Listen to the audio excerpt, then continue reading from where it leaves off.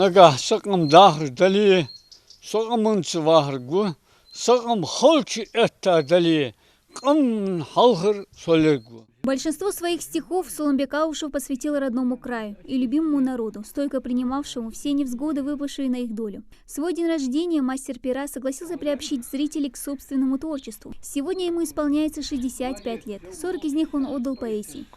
Я писал и о гражданской войне, и о родине, о ингушах, о тружениках сельского хозяйства, о любви и обо всем хорошем, что может сказать поэт. За свою жизнь Сооронбек Аушев успел поработать строителем, агрономом. Между этими периодами активно сотрудничал с различными газетными изданиями республики. Он автор многих публикаций, член Союза журналистов России. Параллельно Сооронбек занимается садоводством. Это двор, его излюбленное место и источник вдохновения. Впрочем, черпает новые идеи для творчества он в стихах и прозе таких ингушских писателей, как Ахмад Саид Плиус, Угучи Адмачи, Базоки Идисе, Боку Ахмаде, Шаки Саиде,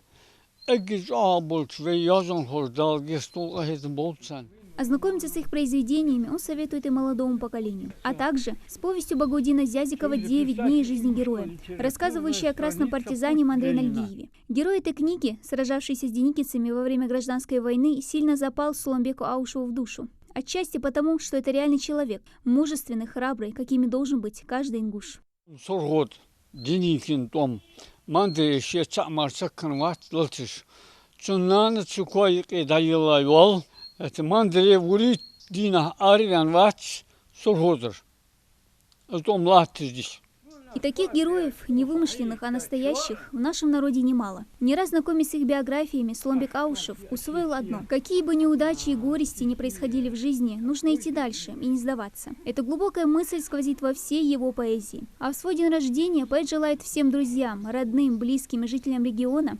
Я им желаю долгой жизни, светлых дней и чистой дали, и жизнь без горя, без печали. Дана Плиева, Магомед Дидигов, Новости 24.